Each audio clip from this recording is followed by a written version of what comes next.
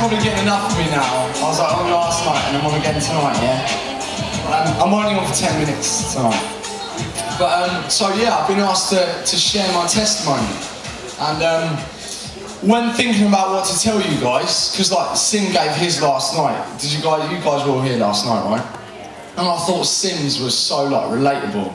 It was so like down to earth and real. And my testimony differs a lot. And it probably differs a lot from a lot of the testimonies you're going to hear this week.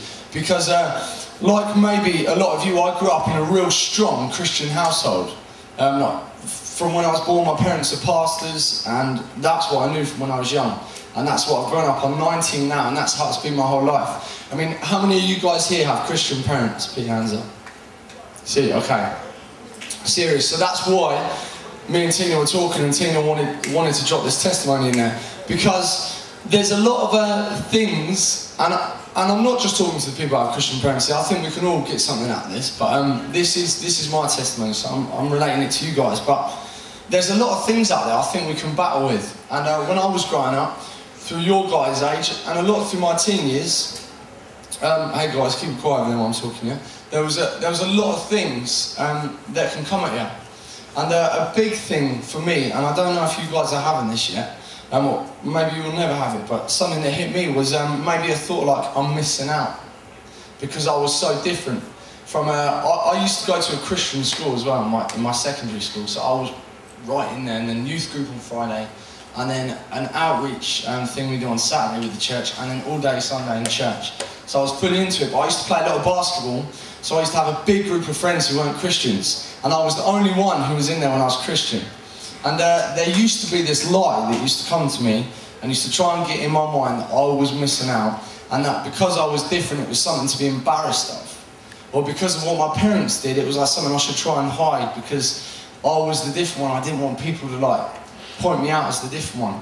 And I don't know if you guys struggle with this, but I came to realise as time went on that is such a lie, and that is not the way to live, you know. And a great verse that helped me in the Bible, I was going to read it, but I'll just tell it to you. Does everyone know the story about the prodigal son? Right? The father has two sons, right? And one of them comes up to his dad and says, "Dad, give me everything that's due to me. I want to leave now. I've had enough." Basically, he felt like I did for a little stage. I'm missing out. That's how he felt. He thought the world had something to offer him. He thought, I've grown up in this the whole time. I want to see what's out there. I want to experience it. I just want that. I want to experience it. I want to know what it's all about. So what did he do? He took all he had. He went out there, and then it doesn't take long. About 2 verses down, you read, he ends up in a state. And it uses these exact words. It said, when he spent all that he had, right, he found himself in want. And that's what jumped out to me. And that kind of helped me, and put it in my mind that I don't need to see what's out there. I don't need to experience.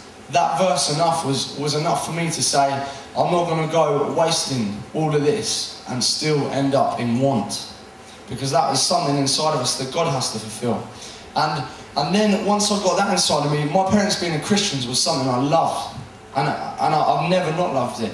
I would speak to my dad and have amazing conversations with him. And then my brother's a real strong Christian as well, and so our relationship was amazing. And then I started getting more plugged in with the youth group, and my friendship group started being in the church, and before I knew it, those things had all gone. And so if you guys are here tonight and you can say, "Zach, yeah, I know what you mean," I do struggle with that sometimes. You know, like I had one time where me and my mate used to go down the swimming pool all the time. Yeah, we used to go down the swimming pool after school, down the sports centre, we used to call it. Me and my friend, I always grew up being tall, and he always grew up being small. Yeah, his little brother's here, Chris Brown. Right, I went to school with Chris Brown's older brother called Will, and he was like little, and I was about this tall. And so we would stroll around. We were the exact same age, and we used to cruise around the swimming pool on our little floats, thinking we were cool. About 12 or 13, going down the slides, slipping down the shorts a little bit so it makes you go quicker. Yeah, don't do that. Don't do that. Bad experiences. Anyway, just come down one time and you forget to put them up on time, and then the lifeguard's at the bottom. You know, don't do it. Okay. drifting off. This is a testimony. Okay, got to keep it short. But, and I'll be around the swimming pool and people will come up to you and be chatting to some guys or whatever you met there. They'll be like, oh, what school did you go to? I went to a Christian school. I'll be like, oh, just this school? Yeah. What did you get up to on the weekends? Just chill out with my mates. Yeah, so, and then get to know a bit more. So what do your parents do? Oh, they just speak to a large crowd of people every now and then, you know? And that was a whack way to live, man. And I did it for about one Saturday at the swimming pool and I decided that was enough. And so you guys here, I want to tell you, you've got nothing to be embarrassed about, you've got nothing to be ashamed about, and you've got nothing that you're missing out on. You're going to hear testimonies this week from people who didn't grow up in that same situation, and they have experienced the world, and they're going to tell you you're not missing out. But I can tell you that the strongest testimony you can have in your life is that you never walked away from God. Or that from the moment you made that decision, God, I give you my life, you never took it back. That is the strongest testimony you can have. I'm not speaking down on anyone who's been through bad things. And I'm not saying I'm a better person, that's not what it's about. What it's about is when you give your life to God, that light that comes to you, you're missing out, is rubbish. And the biggest testimony you can have is then when you can grow up and you can say, I stood by God my whole life. And it's, trust me guys, it's a lot easier. I mean, I dabbled in it a bit for a very short time and I didn't want it. And I just wanted to put that across to you guys tonight, that you're not missing out. And that Jesus is everything you need. And it's nothing to be ashamed about. So rock and roll, that's it. Yeah? Pick it up. Cool.